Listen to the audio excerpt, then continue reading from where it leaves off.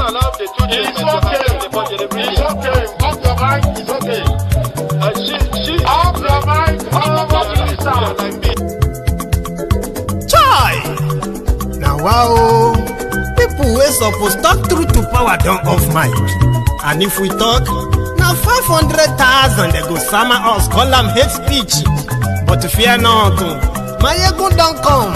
Him go torchlight every corner, nooks and cranny of all these bad people where they spoil our country.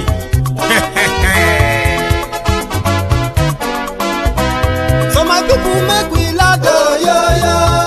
Mayegun don come, oh yo yo. My people make we shout, oh yo yo. Mayegun don come, oh yo yo. Mayegun don come, man of the masses, oh yo yo. Mayegun don come, oh yo yo. Mayegun diary politico, oh yo yo. Mayegun don come, oh yo yo. This one not the off in mind, oh yo yo. Mayegun don come, oh yo yo. And in the touchlight every corner, oh yo yo. Mayegun don come, oh yo yo. Okay, some people be they holla say they want the power. Chai, them be promise us say we go get light and power. Nah. Them hustle sote they can't get the power. But now they know they do anything with the power. Every day, dollar just they get the higher power over naira. Still them talk say make we off mind. But thank God say Mayegun don come. So my people make you loud, oh yo yo. Mayegun don come, oh yo yo. My people make we shout, oh yo yo. Mayegun don come, oh yo yo. Mayegun don come, man of the masses, oh yo yo. Mayegun don come, oh yo yo. Mayegun diary politico, oh yo yo. Mayegun don come, oh yo yo. This one not dey off in mind, oh yo yo. Mayegun don come, oh yo yo. Person where they do evil, no one make person talk. Them say that Mayegun, that man too they talk. He too they talk. Say Mayegun diary, he dey hot like pepper. But every day, then they take money in bulk. Woman pikin, they the street they hawk. Still them talk say, make we no talk. But thank God say, Mayegun don come. So my people make you loud, oh yo yo. Mayegun don come, oh yo yo. My people make you shout, oh yo yo. Mayegun don come, oh yo yo. Mayegun don come, man of the masses, oh yo yo.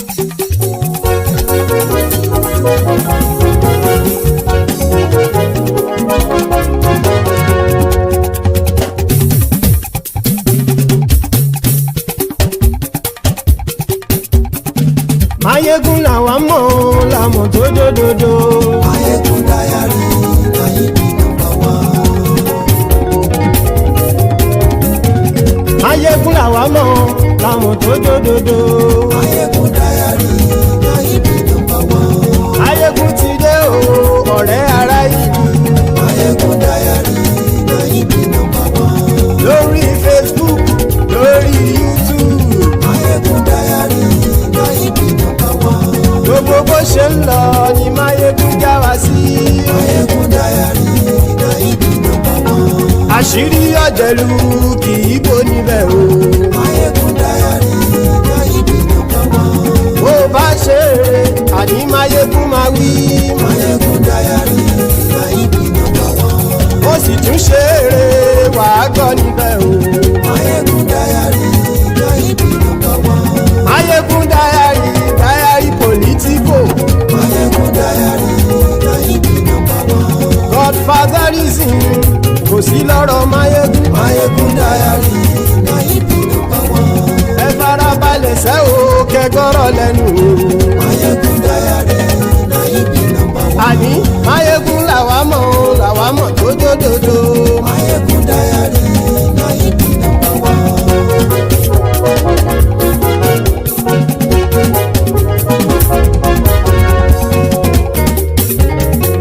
Àní ẹ̀sùn ràkì. Mayegun ti dé. Mayegun ti dé. Ọ̀jẹ̀lú ẹ̀sùn ràkì. Mayegun ti dé. Àní ẹ̀sùn ràkì. Mayegun ti dé. Lórí Facebook. Mayegun ti dé. Àní ẹ̀sùn ràkì. Mayegun ti dé. Lórí YouTube. Mayegun ti dé. Àní ẹ̀sùn ràkì. Mayegun ti dé. bọ́ bàbá gbé wúrẹ́. Máyégún máa wí. Àní ẹ̀sùn ra jù. Máyégún ti dé. Bíjó ìgbádìyẹ. Máyégún máa wí. Àní ẹ̀sùn ra jù. Máyégún ti dé. Bí pẹ̀sìdó bá rúfin o. Máyégún máa wí. Àní ẹ̀sùn ra jù. Máyégún ti dé. Hello there. So good morning to you, good afternoon to you, and good evening to you from wherever you're joining us. This is Mayegun live. Thank you very much for joining me, brethren. And please, as usual, after reading the caption of the broadcast, please read the description of the broadcast as well. Then like it, share it, invite your friends, invite your not so friendly friends, your frenemies. Tell them all that Mayegun today, in fact, in this special session, broadcast, it would be very ideal for you to tag every Ronuku that you know. Whether he or she is an Abroadian Ronuku, a local Ronuku, a Ronu Nazi, Ronu bandit, tag them that there's something you want them to see, because Mayegun is live. You see, every time people want to be gaslighted, whenever they raise concerns or observation, objection, opposition, or maybe as far as offer criticism on the actions of the people in government. So they get gaslighted by those who are the friends of those in government. Mostly they are not really friends of those in government. These are the people we called voluntary slaves or on-board slaves. It's a long story. However, these ones will gaslight you and quickly call you enemy of the country for exposing their real enemies. People have been lied to again and again, and it is the same technique. It's not different. From January to December, from decade to decade. Same tactic, same trick, same lies, work all the time. Propaganda, where the criminals in government will pretend that they are offering, like ideas or policies that are supposed to change people's situation from what they considered bad to better, only for people to realize later that it is just job for the boys, where criminal politicians, once they have access to power, public fund, they devise different means, of how to deplete the commonwealth of the people. And you see, most of these things that they are doing, right, they are not doing them, the underhand dealings behind some of their fraudulent policies. They are, rather than for these policies to change the lives of the people, rather, it makes it worse. Because the underhand dealings that they put behind that, is more or less like what I call the job for the boys. It's never for the people. And when you have to expose them, in this instance, unfortunately, these guys, they have the best manipulative countries that they could actually be in charge of. So they are the luckiest politicians ever, because they will always have people, right, that can indeed defend them in the face of obvious evidence of fraud, corruption, manipulation, and others like that. Somehow, they always get away with it.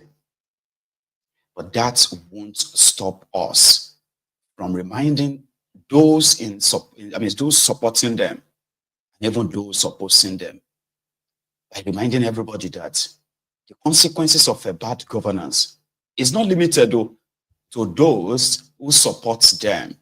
And of course, those of you who are also their supporters, you are also not immune, which means it is also not limited to those who are not supporting them. In a clearer kind of like understanding, it means everyone is a victim of bad governance, whether you are a supporter or you are an opposition. And if for any reason, anyone that cares for himself or herself, you will never get on the voyage or an adventure of self, kind of like a self-hurt or self-destruction. People are doing it. Some will say it's because they are ignorant, they didn't know. But I can tell you this, majority of Nigerians, they know what they are doing. There's something called selective amnesia. They have a chance of remembering the bad they want to remember. Only depends on them who is involved. Now you see, APC, they have then mastered the art of deceit, propaganda, blackmail, gas. You know, they are so good that they will accuse you of what they are doing. They will accuse you of you doing that with no evidence, and they will believe it strongly. Or if you pay attention very well, everything they will accuse or they have accused anyone of, or still accusing anybody of, is the exact thing they are doing. Lying, gaslighting people. You see this coastal road, when it all started, we could see through the lies. But let me give you a bit of, a backstory to have a clearer understanding of this fraud that Tinubu and his gang are perpetuating on Nigerians, put it that way. And they are even doing worse. Coastal Road is even like the meaniest of what they are doing right now, okay? In plundering that contraption. And to those who are telling you that they are doing reforms, and the reform will pay back later in the future, here you get, by 2031, when thiefnubu is done, if he makes it that far, right? By 2031, these people, you won't see them again. A single one of them you won't see. Because if you don't believe me, at least there were those who are always on our faces. In the 8 years of Bukwari, they called us names. They called us enemy of Nigeria, enemy of progress, for exposing the fraud that later impacted millions of lives negatively in that contraption.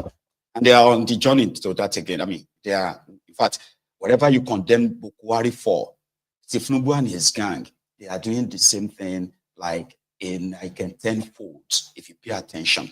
So those who were always calling us enemy of Nigeria under Bukwari, how many of them have you seen so far now? When all this revelation of pillaging, plundering Nigeria, Commonwealth came to public. Now, we won't go into has anyone else been punished for all of that yet. You know, it is called esprit de corps, meaning they can't punish themselves. But let me give you this backstory of this coastal road, all right? It is not Tinubu's idea. Fine. In fact, from their own gazette, their documents of the federal government, this coastal road has been in their, on their shelf since 1982, during Shagari's time. And their plan back then, right, was that even up to Jolantan's time, they all kind of like, they all fiddled with it until Tinubu saw an opportunity. And I'll let you see this. So the idea of a coastal road was that they were going to build 10 lanes, 5 on both sides.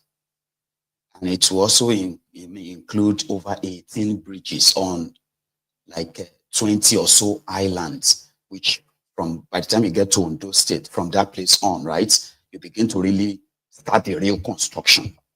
So the plan then was that now after building, after the plan for the 2 lanes, 745 kilometers road, right, in the middle of it, there will be, a train track as well, all down to this Calabar. But it was a massive project that they believed that they will need real investors.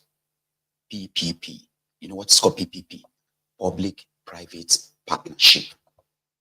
So the government of Nigeria, they will provide or secure the right of way, meaning government of Nigeria will mark where the road will pass, and every property along the road, all the land that they need to pay compensation, government of Nigeria will do that. That's their part.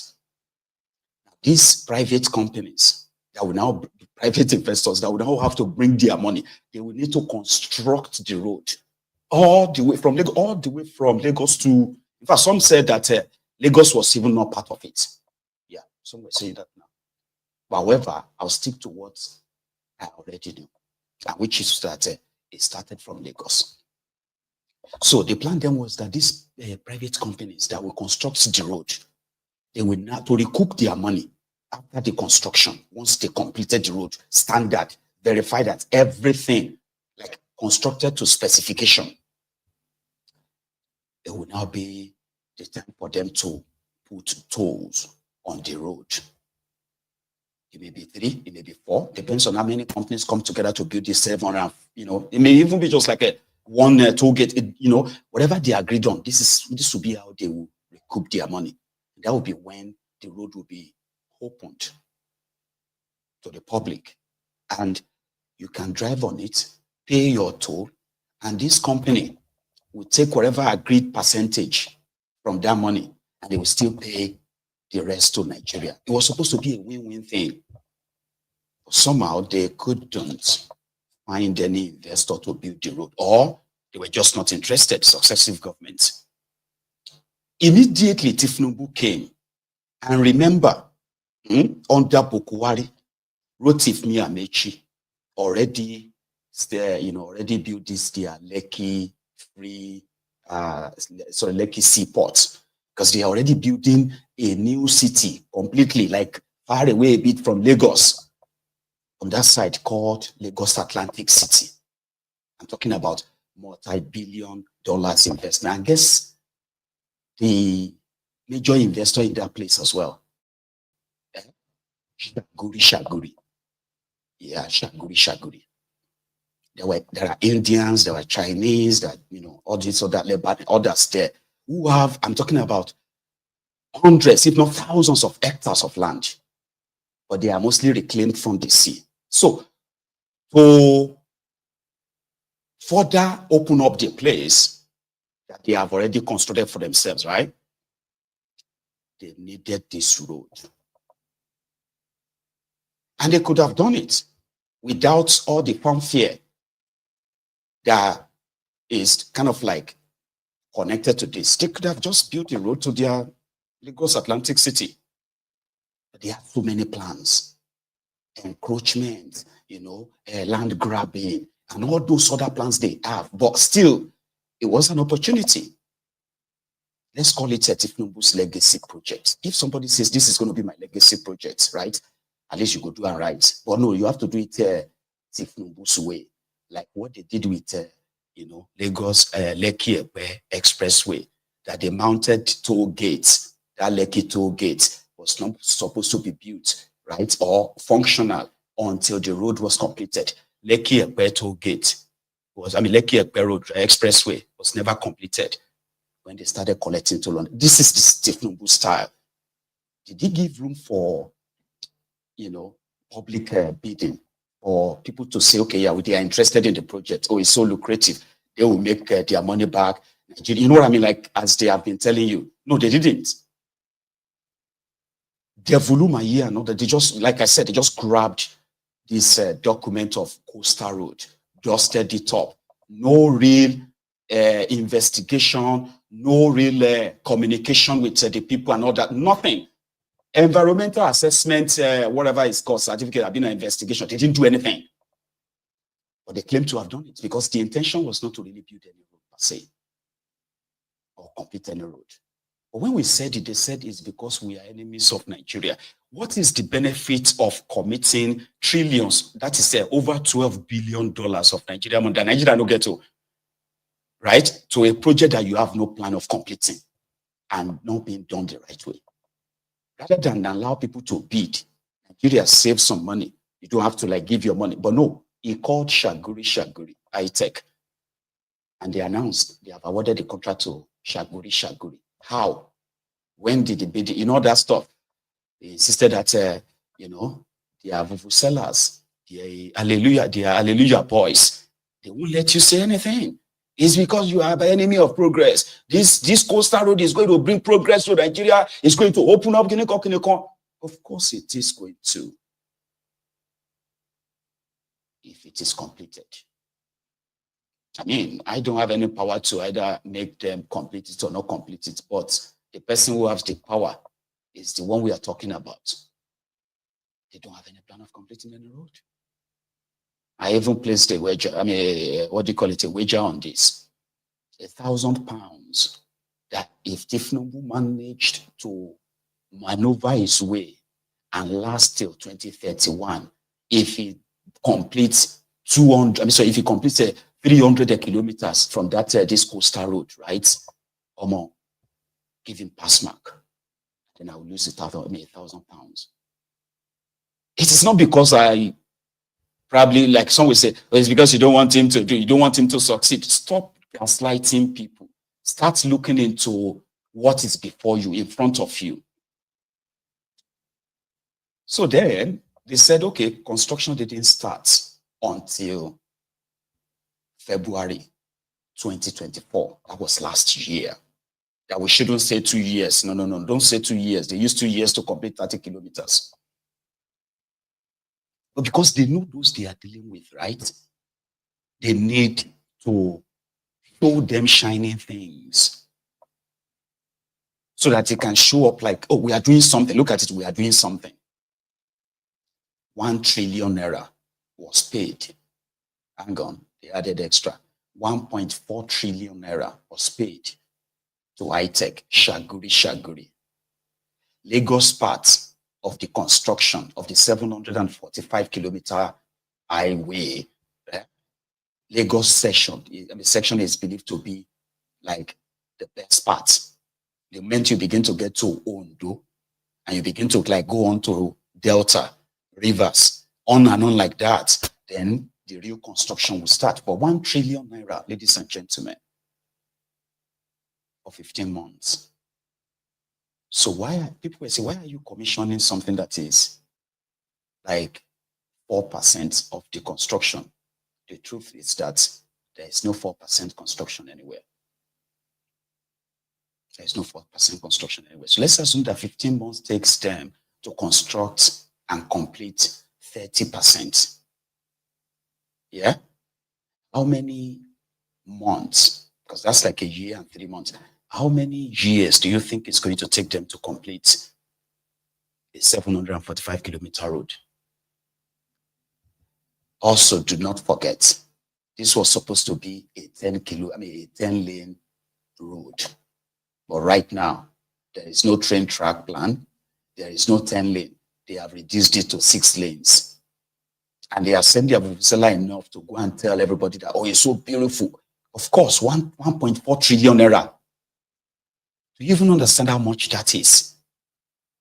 They are constructing coastal road with 20. When we divided how much, because right now it is valued at with the devalued Nigeria currency, is the project is totaled at 12.1 or so billion dollars, and is valued at around 18 to 19 trillion naira.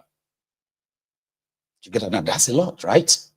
Okay, so 30 kilometers road completed, and they threw a party to celebrate Tinubu's 2 years.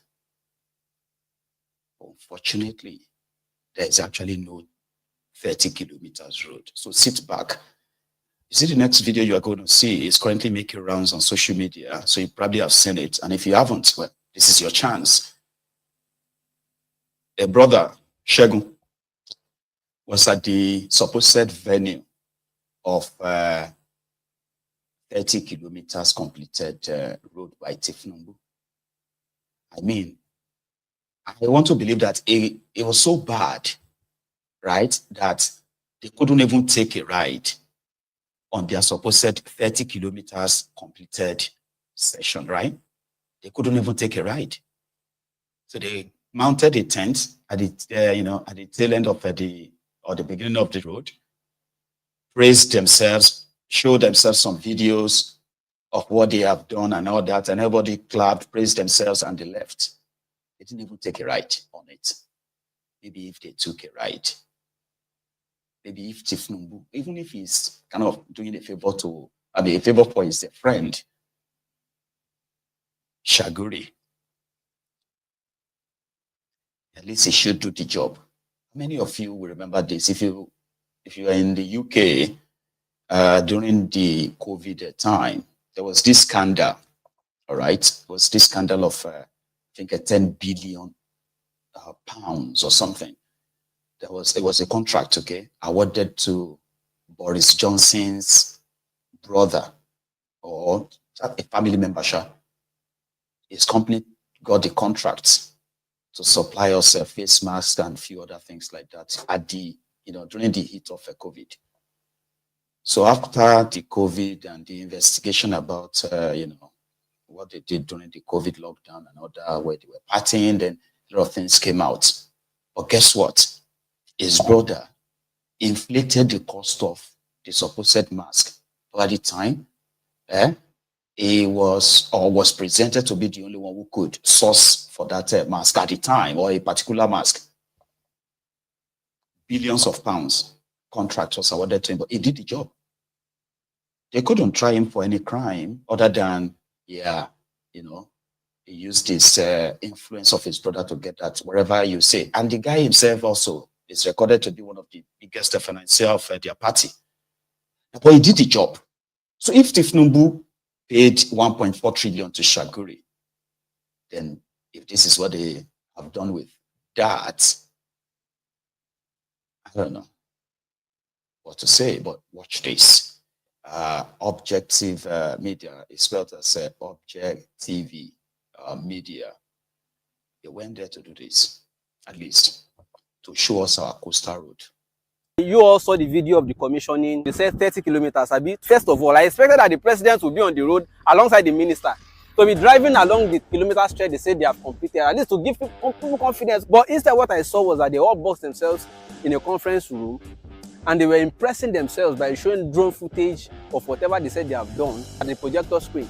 But I am here on the road now, 3rd of June, 5 days after that ceremony. I am here to show you that the 30 kilometers they claim that they have done. The highway already has 30 kilometers completed. Nearly 20 kilometers from Victoria Island eastward towards Lekki Corridor, and nearly 10 kilometers from Eleko heading westward. 20 kilometers they said from VI to Eleko Corridor. The remaining 10 kilometers they said from Eleko inward. Gentlemen and ladies, I am at chainage 41.230 kilometers and Eleko junction is chainage 47.5. If you do the subtraction, apart from my odometer showing 6 kilometers and a little above it, because I drove in through the community road, this chainage is showing at this point where I am standing chainage 41.230. If you do the maths, what you have is 6.2 something kilometers. That simply means that the claim that they have completed 10 kilometers from Eleko into this place is not true. Today is 3rd of June.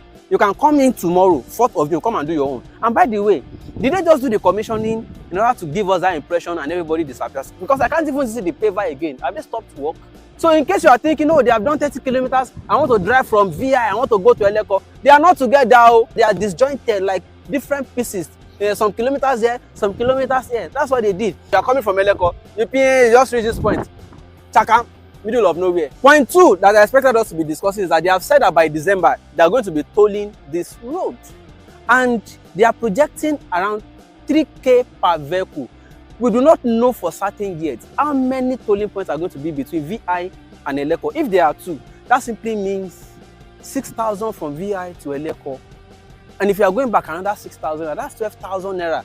No fuel inclusive, no other cost inclusive. And if you are a salary earner, what is minimum wage again? In a month, you would have spent how much just to go and come? Although it has its own benefit too, it would have relieved the Lekki Ekpe Expressway of huge traffic. or the volume of traffic on that route, he would have done a lot of things to, yes, it will link eventually, if the claim is true, that they want to truly link this road to Calabar. They would have saved a lot of hours in travel time. But if speculations are right, that the only thing the federal government wanted to achieve is just to link the Eko Atlantic City with Dangote Refinery and the Lekki Free Trade Zone, as well as the Lekki Deep Sea Port, then congratulations, the federal government has succeeded, because by December, according to what I'm seeing, they are likely to complete this section of it.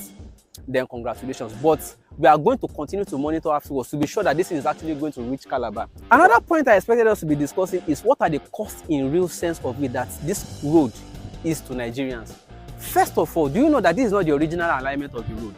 The original alignment of the road is actually inside. You can see the forest. Yes, the original alignment is there. So they used the original alignment to claim land inside that forest, and it is still there.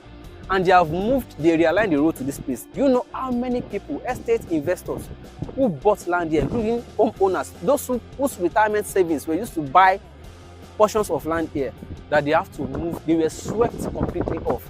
Some of them started protesting at the time. At the point, we didn't hear from some of them again. Some of them fell sick. Some of them developed high blood pressure. Some of them, I don't even hear from them again. I don't know whether they are still alive. And for those who even got compensation, somebody told me he got 1% of the value of the property from where he was displaced. And if you recall, there's still a woman that till today, she's still protesting. That woman, for context, is the one that Minister Dave Umahi asked security to throw out from the security lately. Till today, I see some of her videos coming up once in a while where she's still pleading with President Bola Ahmed Tinubu, saying, I'm a party member, I mobilize for you the diaspora, I do a lot of things, blah, blah. If somebody as strong as that in President's campaign committee suffers like that, but that notwithstanding, for those of you who have been receiving a lot of promises to say, oh, come and buy land by the coastal road. If you see anybody marketing any coastal road to you, any land along the coast, please check and recheck, because the old alignment of this coastal road that they used to claim is still there in the forest. So you have to be very sure it is not the land that the Minister Dave Umahi says he wants to sell. Actually, the moment we finish this road, we are going to deploy it by way of tolling it, by way of making available the land, we are going to have along the corridor.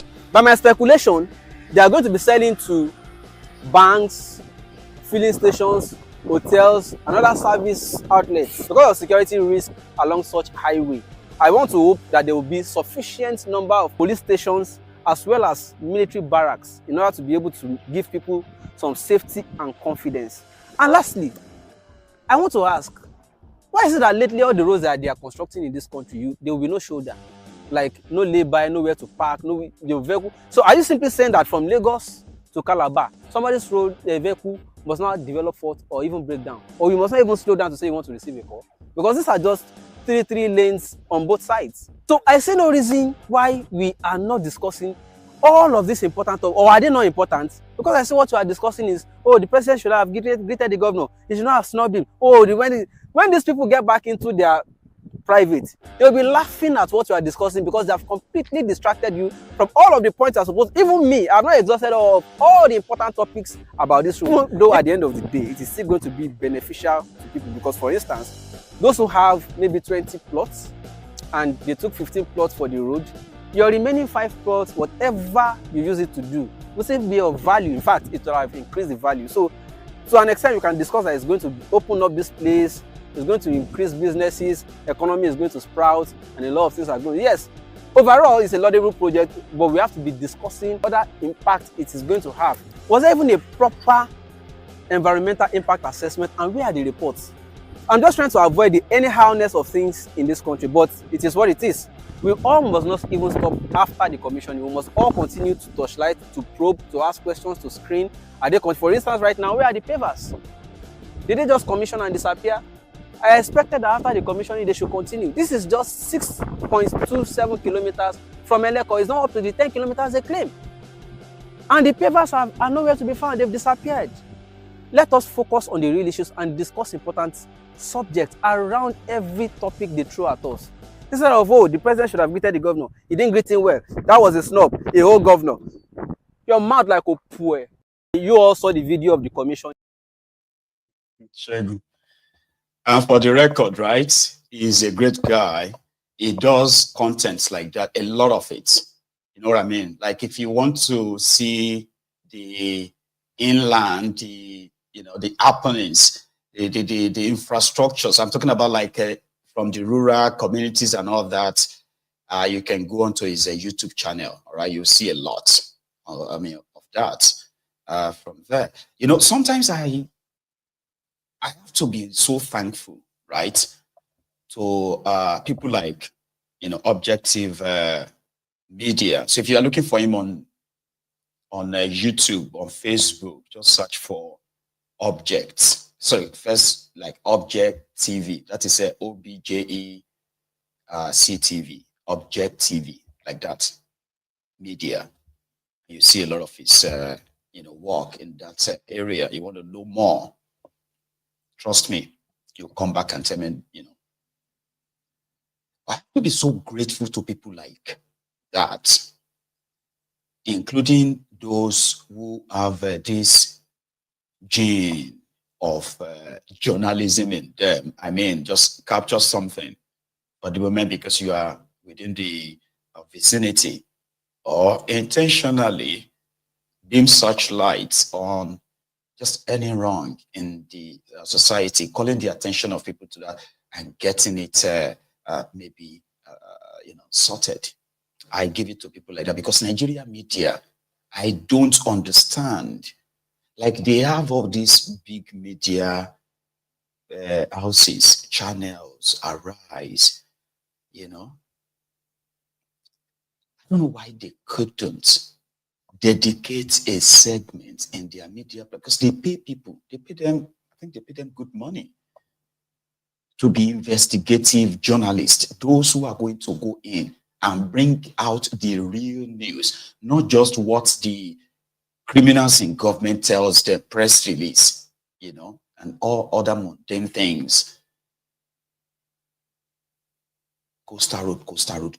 What is it going to take any media house in Nigeria to actually send their team to do a proper report on such road and tell us, like Segun just did? Is, some are saying that he should run or they should protect him. He didn't do anything wrong. He didn't attack or abuse anybody. Every of his information is a fact. So the only thing is, if you have anything contrary, then you will bring it out and say, okay, yeah. They told people that they did 30 kilometers, but they did 26. The first 20, and then another 6. Like, what in the world is pushing them that they want to show to everyone that they are building a coastal road and they have to commission an uncompleted? The road is said, the project is said is uncompleted, right? But you are still commissioning an uncompleted project. It's like uncompleted raised to power 2. Koolu was feeling like a king a few days ago, remember? Oh, I have a section of that. Construction of Ilobu Erinle Road in Kwara and Osun State, commissioned, came the Atlantic. My leaders in Lagos thought it was impossible for us to do. So many other leaders wanted us to abandon it.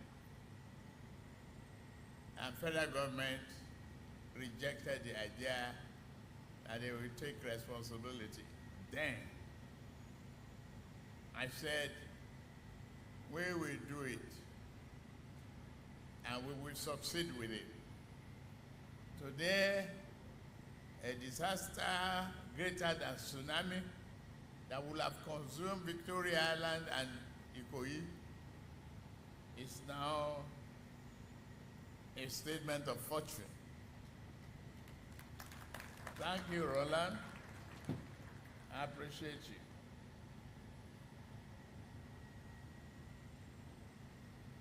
It is a great honor for me and pride to have this sense of fulfillment, standing before you to commission the completed part of Lagos Calabar coastal highway corridor. This is phase 1 section of Ahmadu Bello Way, 700-kilometer iconic project spanning the coastal areas of Ogun, Ondo, Delta, Edo, Bayelsa, Rivers, Akwa Ibom, and Cross Rivers states. Let me appreciate the Honorable Minister of Works, Senator Engineer Dr. Werey Wike, the Honorable Minister of State Works, Right Honorable Bello Muhammad Goroyo, the Permanent Secretary, Engineer Fonso Adebi, and all staff of Federal Ministry of Works that made today's commissioning possible. Thank you for your commitment to this project. Nuisance leleyi. Nuisance leleyi. I mean, they keep repeating their lies. Because, you know, like I said, the criminals, even the criminals before this thiefnubu, in their own time, when they claim to want to solve a problem, rather, it is an avenue for them to milk the system. There is no intention of ending the problem passive, because once the problem is resolved, what are they going to use next? In stealing. They were spending a lot of money in the name of blocking or defending the ocean in Lagos. And he was the governor of Lagos. So in that regard, his own pals probably told him then that that could be an opportunity that they could reclaim some of this ocean and create a new city. It was a business arrangement. It was not something like, you know, those ones from Obasanjo's time, right? So then it was a business, I mean, it was like a, you know, a looting opportunity, of course, right? They had no intention. They were dropping rocks, dropping everything inside the ocean. And every time, every now and then, this entire area, right, get flooded and all that, truly. But every time he tells you he defended the ocean, no. They saw a business opportunity. It was governor. And it was this same Iteko, Shaguri. So they didn't reclaim the ocean simply because they love Lagos so much. Today, that area is where they are constructing road to. There are a lot believe that, you know, the people in Calabar can keep waiting till the kingdom come. You get what I mean? But it goes about, I defended the ocean as Aquaman. Abi? So they celebrate lies. They celebrate fraud. And they do so with so much pride that even those of you who know the truth, you begin to doubt yourselves. That they have reduced people's standard so low that expectation has become so low, like bottom barrel. You know, bottom barrel expectation from these rogues. That automatically, even if you have to expose the lies time again and again and again, they are usually voluntary slaves. Abrodian Ronuku. They will try and find means of gaslighting you or even blackmail you just to keep you short. And at the end of the day, when you call them back in, let's say 8 years, right? You won't see them anymore. You won't. Maybe for a few years, you may see some remnants here and there. You won't see them anymore. By then, lives have been ruined, destroyed. You know? APC, Ebekebe. If the road is indeed intended to be built or delivered, right, and delivered, take a look at the pace. That's all you need to know. Like I said, I still have £1,000 I can possibly put aside. Yeah, a wager that if Tinubu manages to build 300 kilometers from that your coastal road, you know what that means? It simply means by then they would have constructed at least 6 different flyovers, like bridges over water. And personally, I won't even feel bad, right, that you are going to win the money. No, I actually feel good that somehow, right, 300 kilometers, or try you again, that will automatically possibly make me like the typical Nigerian that will tell you that at least he don't do 30 kilometers, give him time, he will do 40, he will do 50, you know, that kind of mentality. And then when they finally manage to do 100, they will say, well, another person should do the remaining one. Why your trillions gone? Yeah. So let me show you this from those who have, you know, like the crop of what you got cropped out the map, the routes. You see that place? You see that place where that is in blue, where you have all these arrow pointing down, Ondo, Delta, Bayelsa River. You see from that Ondo part, that is where the real coastal road construction will start from. You know, when they say we are building road, coastal, because from that part, it is water, island, water, island, you know, creeks and all of that, where they have to possibly erect hundreds, if not thousands, of pillars like that. You know, bridges now. So if it took them 15 months to do you 26 kilometers, that you celebrated shamelessly, well, you know the answer. But to the likes of Akwabiole, this is how the Ronukus, the Ronu bandits, as well as their supposed oppressors, is how they feel. To them, things are getting better.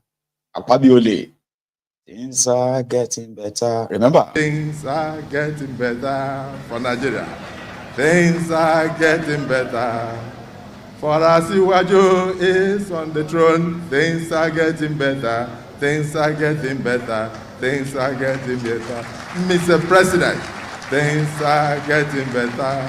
Hey, I said, things are getting better for Nigeria. For Nigeria is on the way. Progressive government, things are getting better. Asiwaju, congratulations. Things are getting. Akwabiole. It is whatever you get from the earth is the same. That is all. That is going on in almost every other state in that contraption. Almost. I didn't say all. I didn't say all of them. I saw something going on in Kano, right? I don't know who is responsible for this project too. But some said it is Kano State government project, right? Well, maybe this will help them too, okay? But you take a look at this. Using public fund.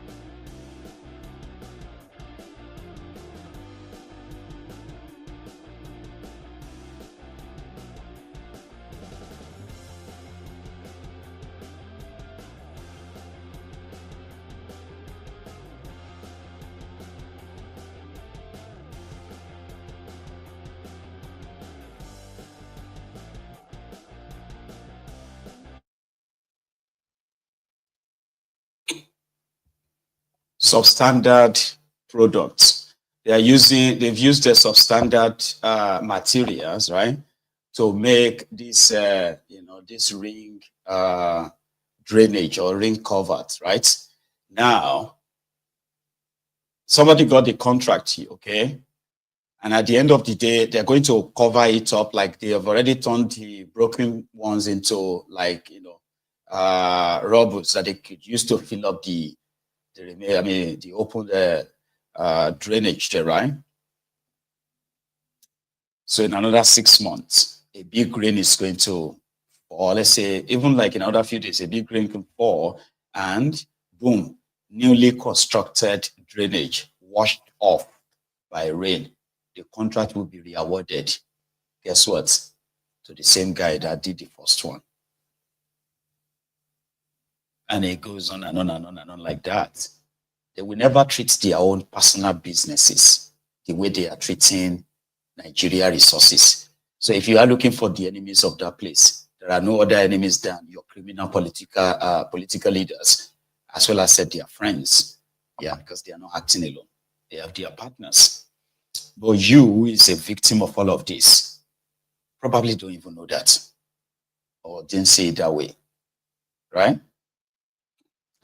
Now, talking about, your leaders and then how they treat you, a lot of us were alarmed when the news of the flooded Mokwa in Niger State hit the news. At least we saw this very violent torrent of, water, and we also saw the destruction that he left in his wake. However, afterward, days after, even though the affected community continue to continue to look for their own missing loved ones, they have said that they have already recovered over 240 bodies after that big flood I showed you that day, right? So they sent a shitty man there, and I think it was today. Okay, I'll show you that. Okay, but something kind of like caught my attention following the story and the developments, and I saw their governor, right, Niger State governor, or maybe Niger State government, that posted it online. They posted their bank account online because it said the damages, the damages caused by the flood, right, so much that the state government can't really help. Can't help alone in rehabilitating the affected. I was like, okay, so what does that mean? We should start contributing money for the state government, right? So Obi was there just a few days ago, and I think it was reported that he gave them 20 million naira. So people have started contributing money. Remember what happened in Borno with Zulum and the burst dam that has been receiving hundreds of millions and billions of naira for rehabilitation and maintenance, but was never spent until the day it couldn't take, or hold the water in its, and let everything out enough that a lot of people died as well. So they started contributing money. Billions of naira was raised for Borno State. And I think Niger State is asking for the same just before Shitty Man got there today.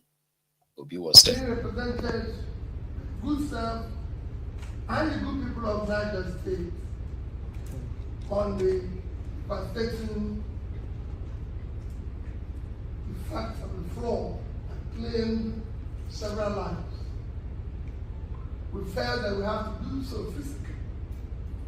To visit here, condole you, and show solidarity. Because whatever happened here happened in Nigeria. And we're all Nigerians. And we are born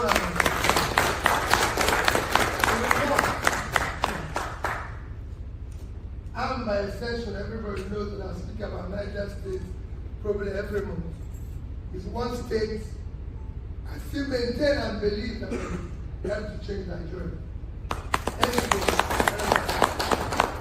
I spoke about it on Saturday without knowing that this happened. I was speaking in London Business School, where I said to them, Nigeria has no reason to be part of countries that counted as hungriest country of the world. We shouldn't be, because God gave us work and pull up there. I told them, we can make more money from agriculture and make from oil. Oil is the diminishing aspect. Agriculture is the future aspect, but people must eat. And no other state goes key to that than you. And I gave an example that a tiny country like Bangladesh produces. Don't worry, Obi.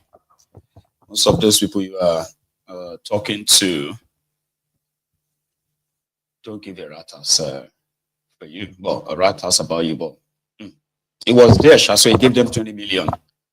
And it was the turn of a shitty man. It was there today, but it had to be in Mina. And then at some point, they all flew to Mocha. Then he spoke to them first. I'll show you. Let me show you. Shitty man. Almost a week after.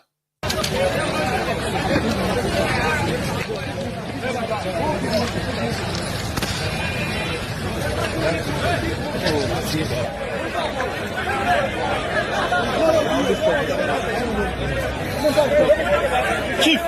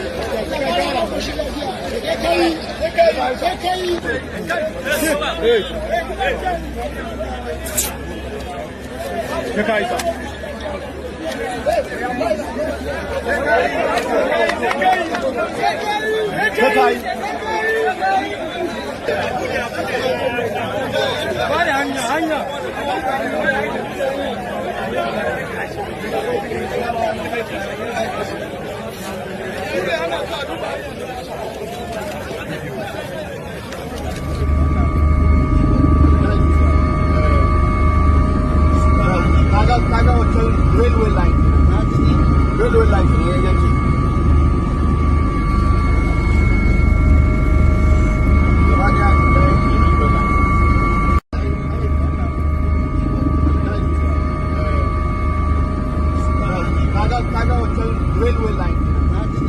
Railway line in the area.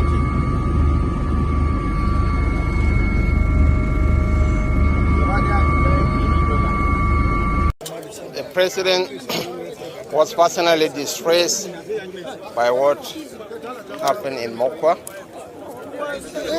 and he directed me that I must visit Mokwa and commiserate with the people of Mokwa and the government and people of Niger State over the sad tragedy that had befallen this community, and to assure them that the federal government, in partnership with the state government, will do whatever it takes to rekindle hope in the minds of our people. As the Akrisat project, the federal government will take care of the drainages in Mokwa town. Yeah, the president has already directed the Minister of State for Agriculture to relocate to Mina for the next 1 week to see that 20 trucks of assorted food commodities are delivered to this distressed community. Most importantly, we have to find windows of rebuilding lives and hopes of the people. The federal government will expend 2 billion naira in partnership with the Niger State government to see that homes destroyed by this flood are reconstructed. Human lives can never be compensated. Can give them hope for a better tomorrow. This is why the president is very empathetic, very much worried, very much concerned about the plight of the hundreds of thousands of our people affected by this disaster. Most importantly, we are on ground. We are going to rebuild the bridges. The federal government, under the able leadership of President Bola Tinubu, has already directed the Federal Minister of Works to immediately embark on the reconstruction of the four destroyed bridges, which is a lifeline, actually, a major artery road that connects the south with the northern part of Nigeria. It's our collective responsibility to see that we rekindle hope in our people for a better tomorrow. Nuisance lele. We will work with you to build a Nigeria that is not corrupt. I bring you a message of hope.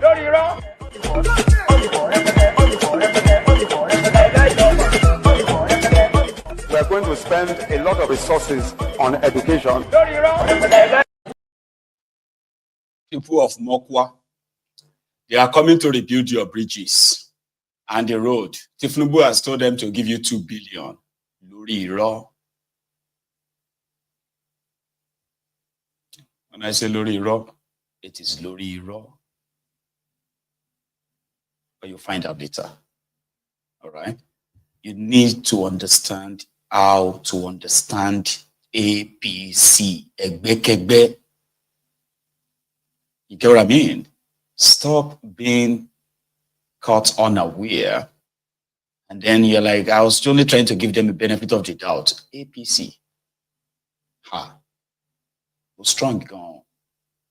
Like you must be a very strong person. So we hope a shitty man would also visit them in Abia, in Edo. Even though it seems their own water is not as violent as what we saw in Mokwa, but people are still being carried away by water. This one is, Abia, Anambra. Oh, hang on. Peter B is from Onitsha, isn't he? Hopefully we'll be there tomorrow morning. Because the first few clips or the first few minutes of this video is from Onitsha. The last part is from Edo.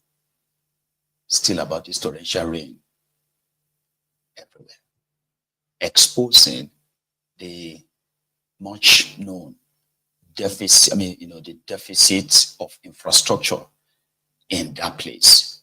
Watch this.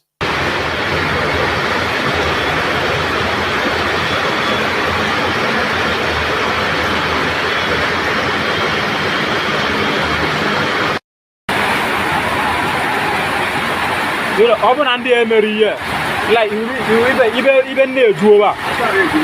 Over than even shop work on Abba. I work for that team. I made a million for soldier. They were willing about the stress.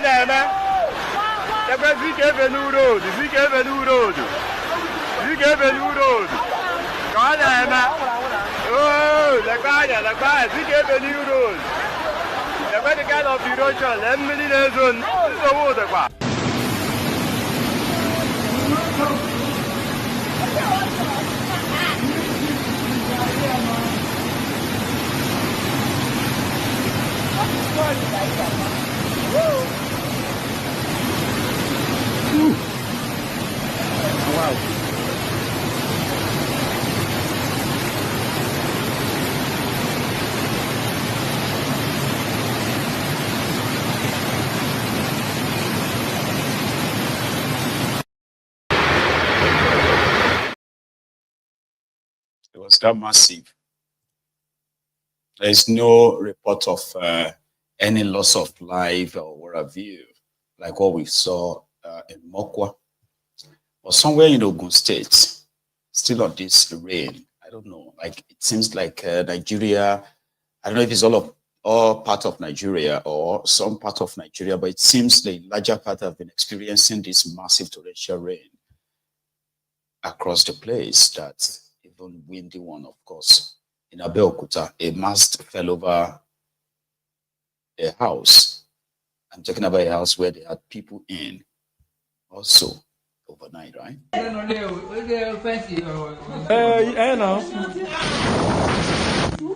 He's God. Look at me. He's God. He's God. Ah. He's God. Yàrá wọn bẹ ní. Àánú Ọlọ́run ni o. Yes, I have to kini e mo ko si wa lókè. Àánú Ọlọ́run ni o ma lọ rí o.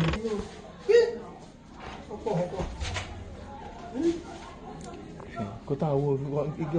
This no be small thing o. Ọlọ́run ló sá lọ báyìí.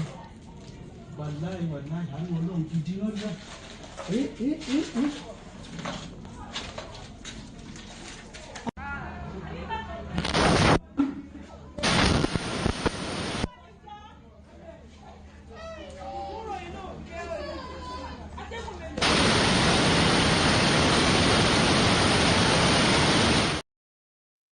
Right. So again, Shitty Man and maybe FEMA, maybe not Shitty Man, FEMA should go to Onitsha. Soludom, who is their governor, at the same time, right, should improve the drainage system. They have to build, like, it's only in Nigeria. I don't know if it's just me. Yeah? It is only in Nigeria that they will build roads. If they manage to put drainage on the side, it will just be this open drainage, you know, like easily filled up gutters. They are called gutters. I don't know why. Why is it that there are no underground drainage system? And this is easier if you are constructing road. That's to my own understanding. Here you get, like you have houses here, houses here. You have road here, road here. Now, when you want to build this road here, underground, there should be a drainage system, just like you have different kinds of, pipelines, cable system, and all that. That's what I saw when I came to this country, Babamori. Like dig. Although I have also started seeing, even when you see them, by the way, in fact, even when you see them build this deeper drainage system, what they are still building is like, the height of their normal one is like this, just by your feet like that, right? So that when you stand in it, you're likely going to be like above your knee. Now, to them, in their own construction these days, when you see some of them, right? In their construction these days, they will now build, they will dig further and wider. That is their own improvement. There's no underground drainage system, that will receive all this wastewater, all these places, so that, you see, there may be rain, that you have a lot of water on the surface, and within few hours, the entire water, the drainage system would have drained the entire water from your roads. I mean, I don't think that's a rocket science thing. I'm not an engineer, but I believe that if these guys who have town planners, they have town planning, they have ministry of this, ministry of that, and all these guys are supposed to be experts who should have known all this, right? We're running Niger. Yeah? It is always going to be the other way around, the other side. So to say, like Bakaron sort of said a few months back until he met thiefnubu today. This is a throwback, by the way, a throwback. The renewed hope upon which the president rode to power began to dwindle from day one. With the mishandling of such sensitive transactions as the fuel subsidy and exchange rate regimes, and even the coup in Niger. Within a year and a half of this administration, the implementation of the otherwise audacious economic policies triggered an avalanche of economic hardships for the Nigerian people. It led to excruciating food inflation, with over 1 million additional Nigerians thrown into severe food insecurity. It further led to an over 430% increase in fuel price as of October 2024. At the same time, Nigeria experienced the highest ever rate of currency depreciation and the lowest foreign direct investment record, going by data traced back to 2013, even as multinationals began to exit the country.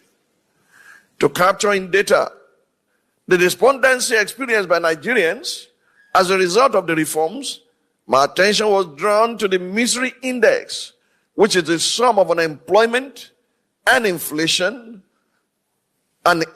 rates. According to the Nigerian Economic Summit Group, NESG, Nigeria has one of the world's highest misery indexes, with many Nigerians experiencing a cost of living crisis and weak purchasing power due to rising inflation. Furthermore, a July 2024 report by the Financial Times describes the conundrum in these words. In the nearly 15 months since Bola Tinubu became president, he has forced his 220 million fellow Nigerians to swallow some bitter medicine. He removed the generous fuel subsidy, one of the few benefits citizens receive. The renewed hope. So that was before today. So Bakari is believed to be an elder statesman. And after meeting Koolu today, he had this to say.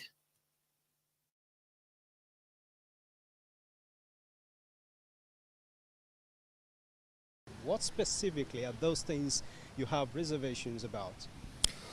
Well, it's not about just reservations. It's about how the country will go well. My life, personal vision is to see a nation that works in my lifetime. And those things I've discussed with Mr. President. They're not hidden things, but I've learned that when you discuss with the person in charge, you leave it with him to do whatsoever he wills with what you have suggested. So I've had a private conversation with Mr. President, and I'm glad that he received me well, and I trust that God will help our nation. What areas specifically do you want him to improve on?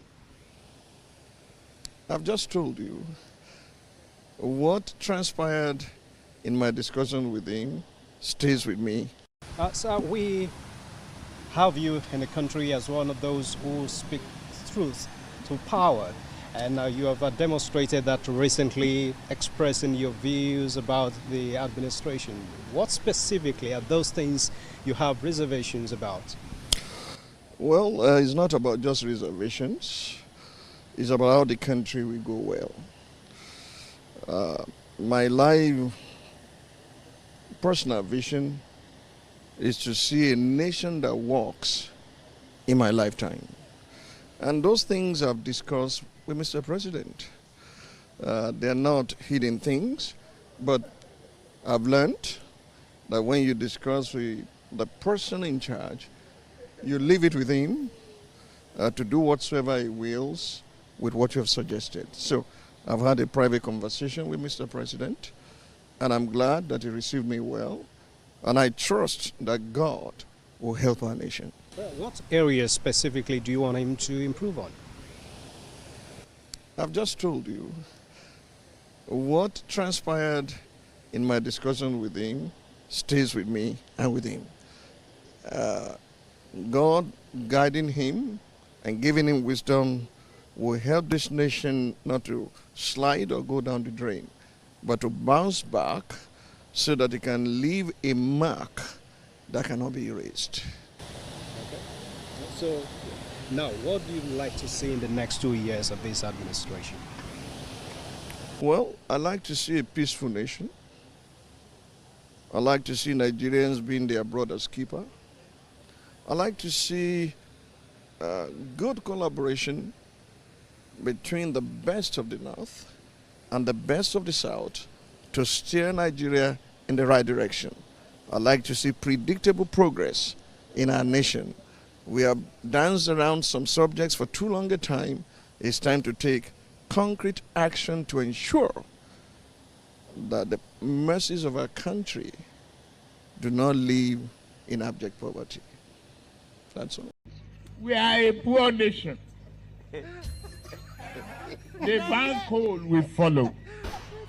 They say firewood not smoke. They say we need to plant more trees. And they are not giving us money.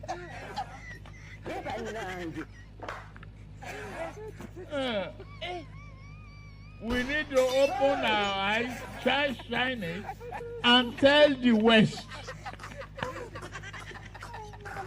if you don't guarantee our finances and work with us to stop this, we are not going to comply with your climate change.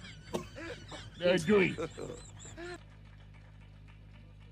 Things are getting better for Nigeria. Things are getting better. For Asiwaju is on the throne. Things are getting better. Things are getting better. Things are getting better. Mr. President, things are getting better.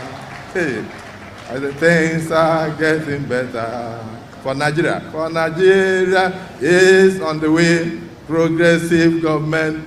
Things are getting better. Asiwaju, congratulations. We have gotten another meal that we can be dropping inside. Here you get. As long as the Ronukus will let us be. They are in our midst watching. Yeah, watching.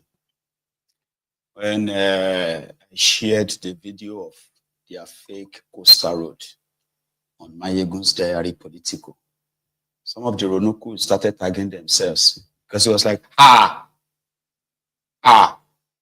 no, this is not what my leader told us. So in our group, in our WhatsApp group, they started tagging themselves. Guess what? Some of them started saying, don't follow this page. Aba, go on Mayegun's diary Politico right now. You see some of the comments. Another one came and said, I can't comment on this page. His comment, that was his response, because they were tagging some people, and they're saying, "Is this true? Is this true?" And those ones were coming onto my Egun's diary. They are saying, "Do you see? I cannot check your DM. You only check your DM. Is it true?" So the Ronokus won't leave us. They are here, all right. And the senior spokesperson, Ronuku, and that is Felix Moka, is here to remind you that no matter how you feel about thiefnubu, he is still the best that Nigeria has ever produced. In his words. Thank you so much, Doctor. Now, this president in 2 years, as I have maintained, has done more than, all of the presidents before him. In the direction of reordering our priorities, tackling some of the most acerbic challenges, faced by the economy of our country. He has decided that, it's not about just, looking for cheap popularity, but willing to do the tough things that may momentarily seem unpopular, but are decidedly crucial to the long-term good health of our country's economy. So all of the hue and cry by members of the opposition, whether it's Rotimi Amaechi or former Vice President Atiku Abubakar or former Kaduna Governor Malam Rufai, don't begin to cut it. The president is focused on, dealing with matters that guarantee the long-term, health of our country. Now, you see, what is funny is that all of these voices put together don't even begin to speak to what they think this president should be doing different from what he's doing. Not one of them has come forward with any kind of, informed prescription of what the president should be doing, because they know, in their hearts, outside of just politicking, that the president is doing exactly what any right-thinking president would do. They know that. This morning, just earlier, a couple of hours ago, I had an appearance this morning at 7 a.m. on Channels TV, side by side with Mr. Yunus Atanko, the Obidati, spokesperson. And a question was put to him to say, look, in all of your criticism of this president, what exactly would your principal, have done differently? He was very short in his answer. I won't go about saying what he said. But the point I'm making is that it's not enough when I ask you, Dr. Bati, what's your name? And you tell me I'm not Felix Morka. That is not an answer to the question. Tell me your name is Dr. Bati, that we know. Telling me you're not Felix Morka is not an offer of information about who you are. Now, when these characters in the opposition decide that all they have to offer Nigerians as an alternative is to condemn, President Bola Ahmed Tinubu and his policies, and they think that that's sufficient to sway these nearly 300 million Nigerians who are smart and discerning, that this president has not done well, you see, I think they need to go back to the table and think more clearly. As far as we're concerned, this president, whether it's the 30-kilometer launch that you referenced, why not? When have we ever, as a country, embarked on a project that critical and that ambitious to build a coastal highway, round, through from Lagos all the way to Calabar? We haven't had that. We have had the Lagos Expressway, and we know, being just the single, artery of, road infrastructure that links, the southwest to the southeast, we know the pressure and the burden that has imposed on, transportation of goods and services. We have a president that is saying, look, time has come to do something drastically different, to set Nigeria straight and position this country for growth and sustainable progress. By embarking on that, even if it's 1 kilometer that was, launched, it is, again, an acknowledgement of progress. And there's nothing wrong, Dr. Abati, with acknowledging progress. Nobody is saying that the 700-kilometer road has been fully built. 30 kilometers is a step along that way. And, inch by inch, kilometer by kilometer, with time, one day, you and I, hopefully, I look forward to a day when we both go to some of those, beautiful carnivals in Calabar, and you and I, Dr. Abati, will be in a vehicle cruising down on that road to Calabar, seamlessly. I think that, we must wish our country well and be optimistic beyond politics and beyond this whole, drama of the opposition. Nuisance lele. Nuisance lele. Ẹni òfò ni ẹ ṣòfò láyé ẹ tún sí lálìkìyàmà ẹ̀yin rádaràda wọ̀nyí. Lórí burúkú Felix Morka. You see, I don't know about you, but because I understand the ways of these roads, when you listen to them, if you take your time to listen to them and not get swayed or deceived by them, you can tell how every breath that comes out of them, right, oozes the lies at the same time, gaslighting you at the same time. So let me give you an instance.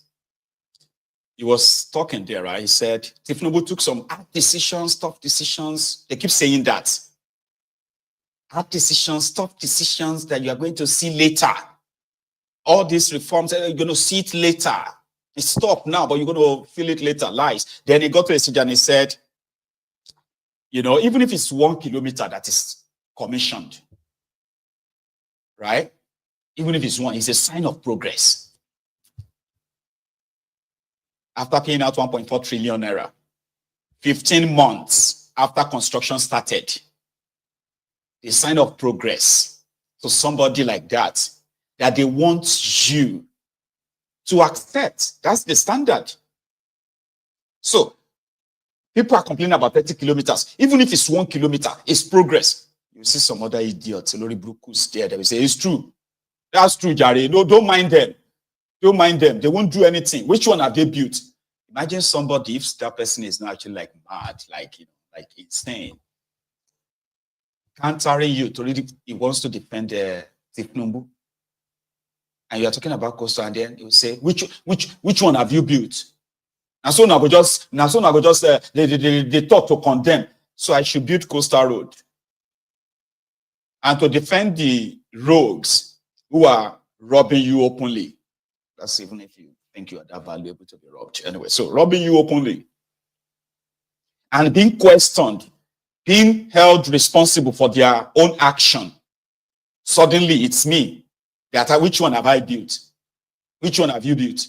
How many people have you helped in your own village? And so now go just they condemn. Instead of us to appreciate them. Do you get the standard? And he knows. That statement he made in that conversation there, he knew those who are his, their base. Because they would just be like, don't mind them, Jari, they are enemy of progress. Progress, 750. Then he went on, quickly, drag Abati to it. That is, put something in his head and say, imagine, you know what it's going to be like me? To drive from Werey to Lagos in 2.5 hours. Say, that's true. That's what we are saying. Don't listen to people who are saying all these things about thiefnubu. Imagine when thiefnubu finished the road. Imagine, do you know that we can go to Calabar Carnival from Lagos within 4 hours? And we can come back to Lagos, on the super highway. So that moment, you are on their side to say, anybody questioning everything they are doing, as it is so obvious, right? Everyone questioning them, it's easier to join them and say they are enemy of progress. Not be everything person go there. See, me, I don't like APC, but it is not everything that we are going to be criticizing. I was with my friend last Sunday, and we're having a chat. And he innocently, he said, but they are still doing something. This thiefnubu and all of these people, APC people, there are people are criticized, but they are still doing something. At least it's not that they are not doing anything. I was like what? Guess what? Some of you are like that too. He was repeating the talking points of people like Felix Moka and so many others paid on social media to continue to push the lies that, I said, tell me now, at least he removed subsidy. I was like, okay, he removed subsidy. And how much of that subsidy money have they saved now?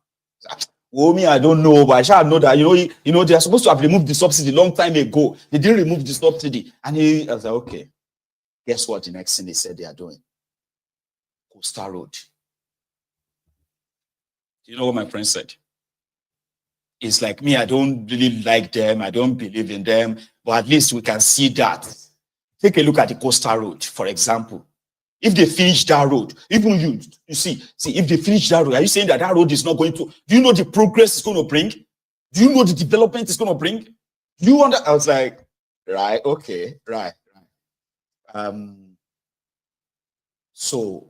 they've done 30 kilometers as they claimed. I was like, hey, I know that it's slow. I know it is slow, but at least, they want to build it. There are many people like that. How do you argue with them? The only thing you should ask is that, where are those ones?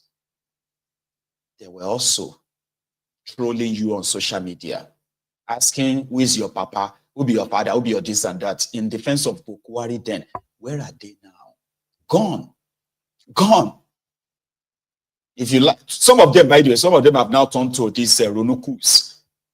It's everything, the same playbook, the same pattern, And once they are done with you, plunge you into debt. I was like, Papa, Do you not even understand that?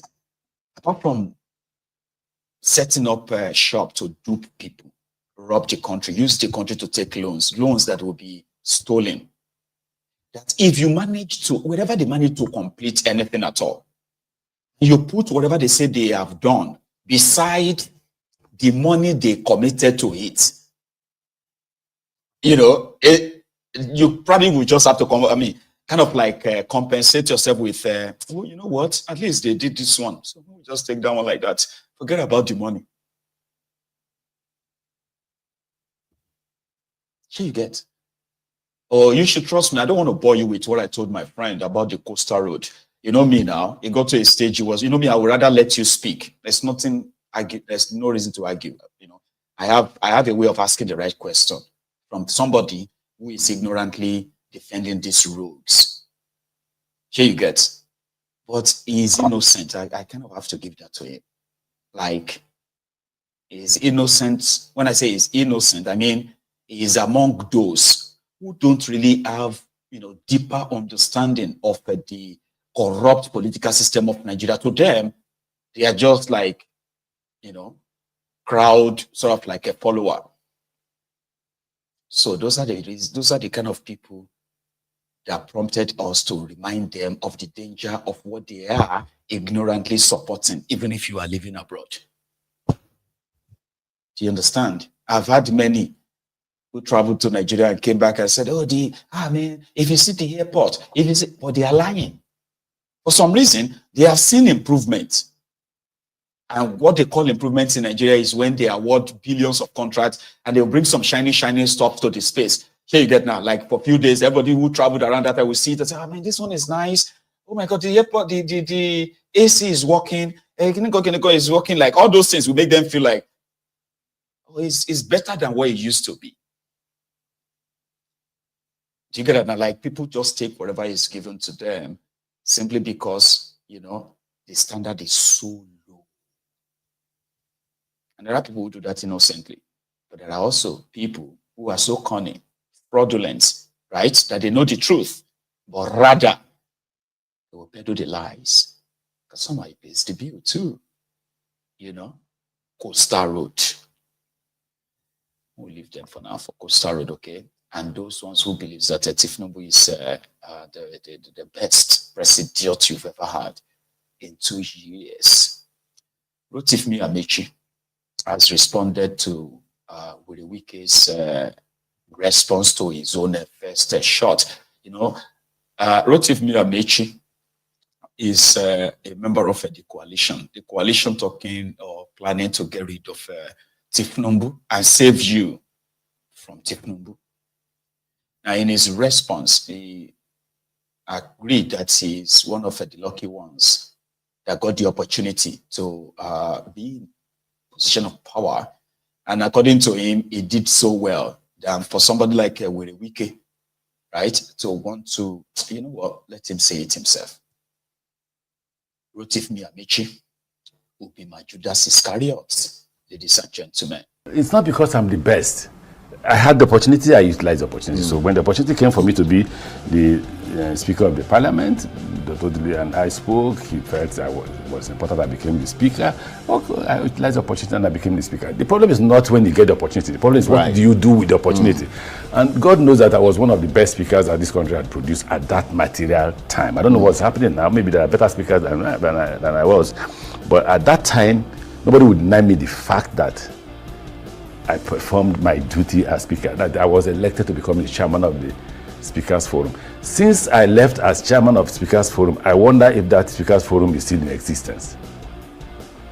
Okay, so again, I became governor. By the grace of God, by the grace of Dr. Peter too, and the people of Nigeria, Rivers State, and the judiciary, because it was at the end of the day, the judiciary pronounced me governor. Now, when I was then sworn to the office of the governor, you will ask the question, did you perform? Of course I did. Well, you would say you performed, wouldn't you? I mean, you're not going to say you didn't perform. I mean, nobody would say I'm prepared to ask you to open your phone and call people from River State. 12 people are building flyovers here and making noise. I built 5, 6 flyovers, 6. I built, they are there.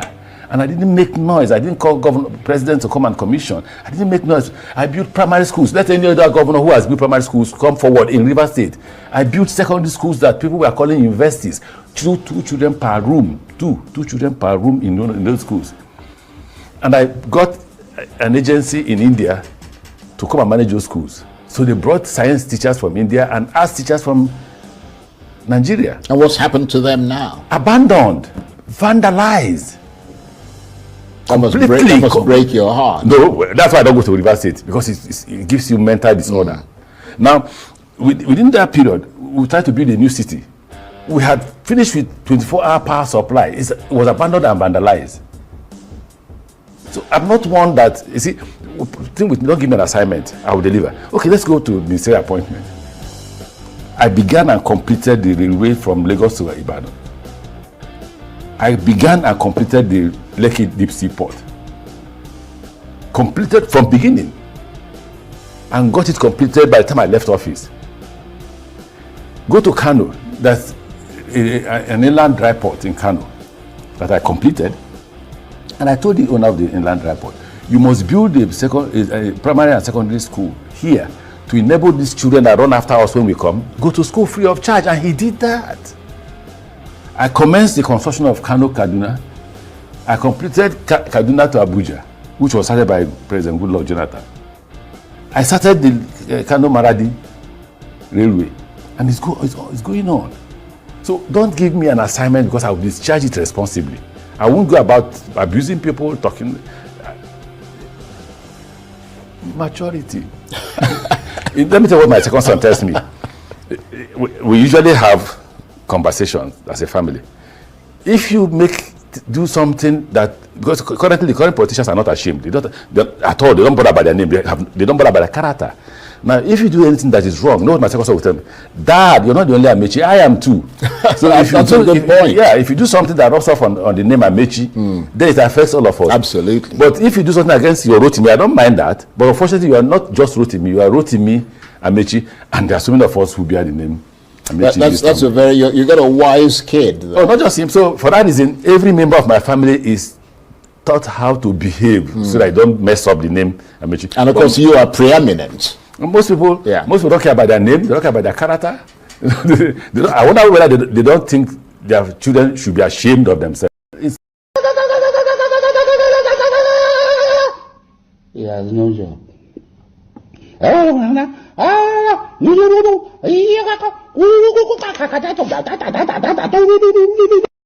He has.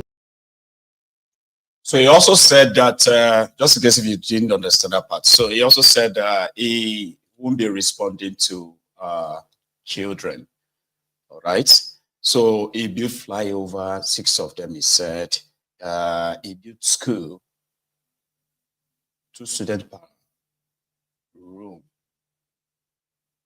That's not school, maybe dormitory. I've been trying to understand that, to process that in my head. Like, okay, 2 students per room. That must be dormitory, like, rooms, hostels, right?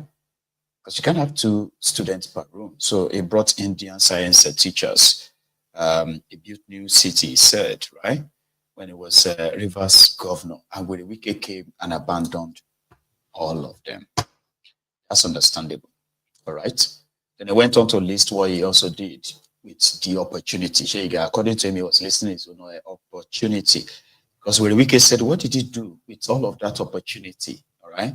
From personal assistant to Peter Odili, governor of Rivers, to becoming the speaker of Rivers State House of Assembly. Then from there becoming the governor after the Supreme Court declared him the right candidate for PDP, not Segun of Media, right?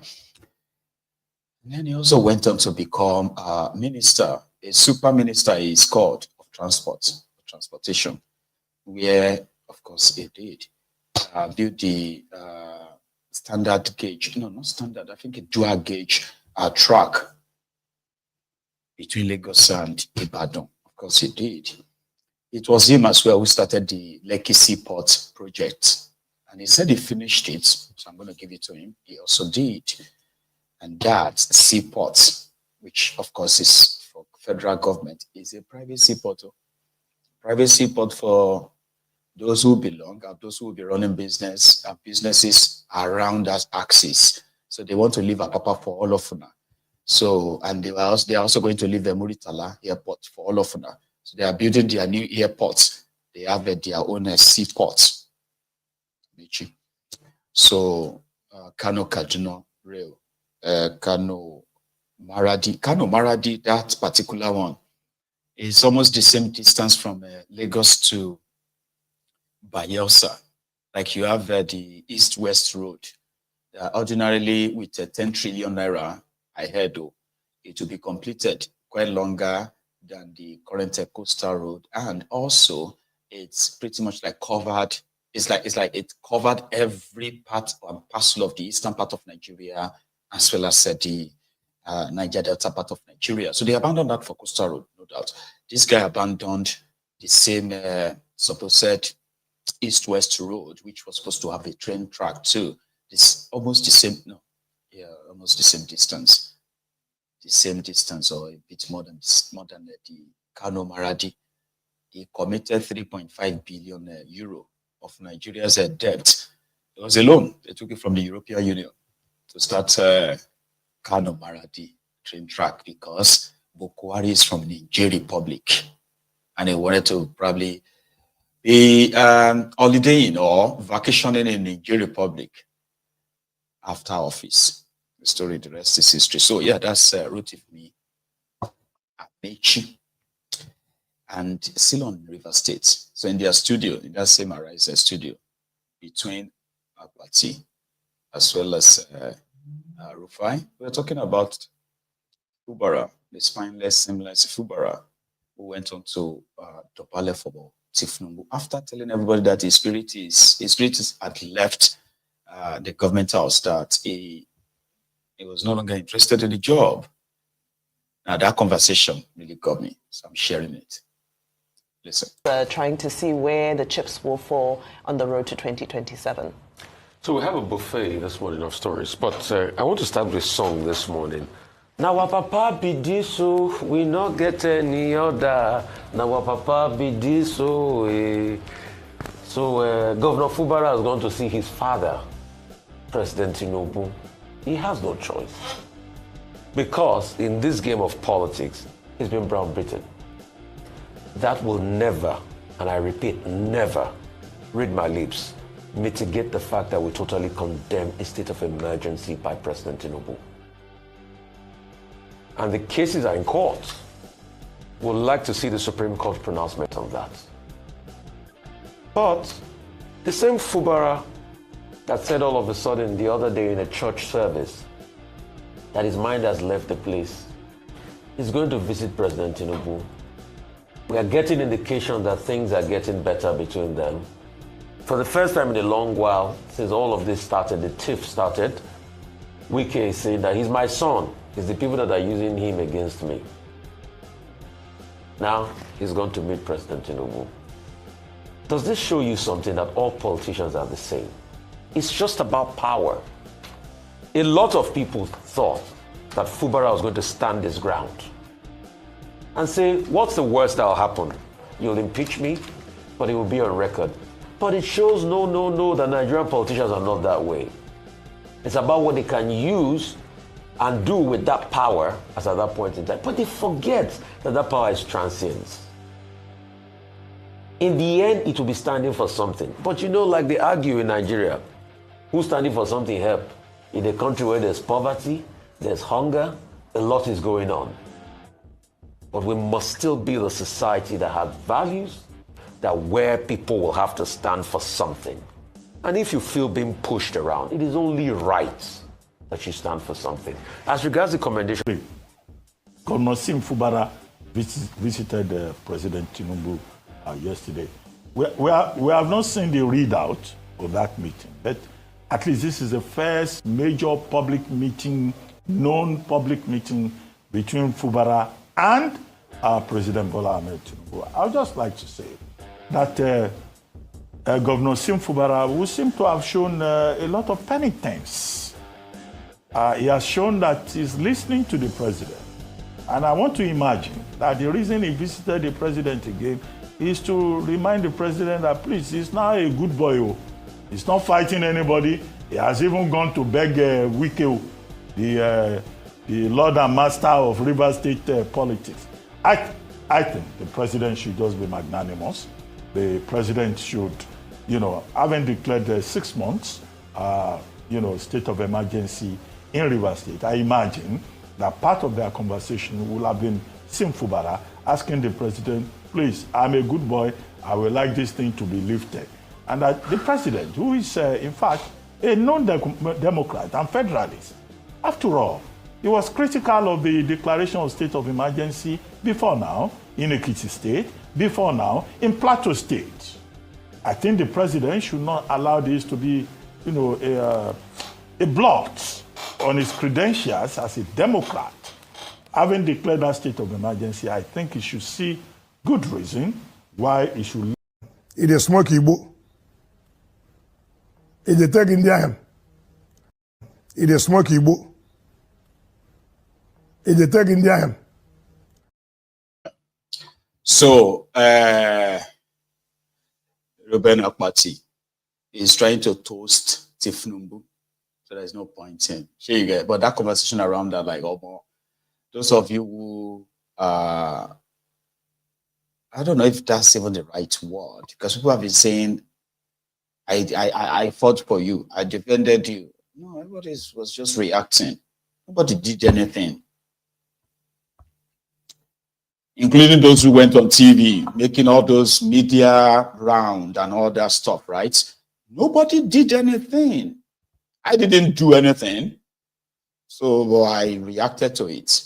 Sure, you understand? I only reacted. We reacted until when we saw someone who felt so disappointed. Oh, a lot of people felt so disappointed. They wanted to fight for Fubara. Really? Oh, hang on. People fought. There were those who actually did something. They protested. Okay, I take that back. People fought, they protested. They went out every day demanding that the sole administrator imposed on them should be called back to Abuja or Cross River, be Akwa Ibom. But in all of that, Shashe, you get, it seems, don't die in their war. If you are looking for context of it, don't die in their war. This is a good one. There are many instances, all right, but this is a good one. Imagine getting shot by Werey Wike Said thugs, and while you are dying, while a boy is dying in the hospital, maybe somehow, apart from other regrets and everything, maybe somehow it feels like he's dying for a right cause.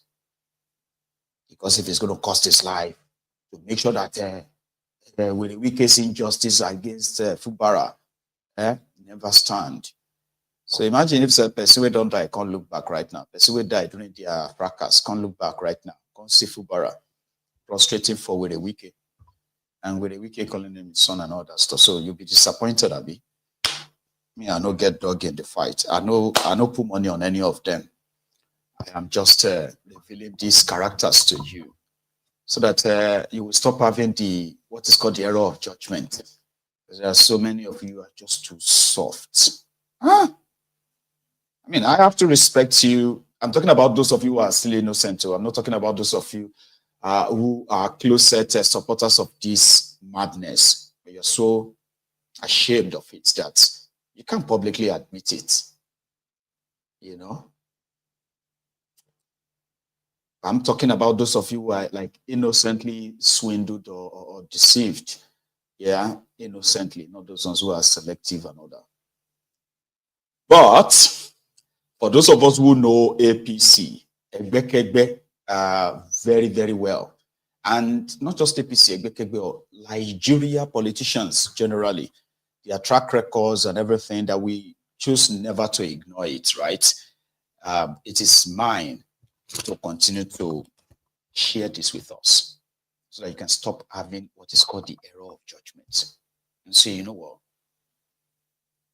let's just give them time. Let's see what it's going to do. Because you're so soft, you can be easily swayed. There are some of you that the moment they drop God in a conversation like this, disarmed. All of your defense mechanism, everything open up. Once they say, you don't know, there's nothing God cannot do. So, okay, it's true.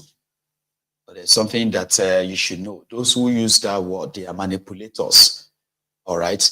Because it depends on what the conversation is about. If you're having a conversation about the actions, inactions of criminal politicians, people shouldn't drop God in that conversation at all. If you're having such conversation, that is a serious conversation.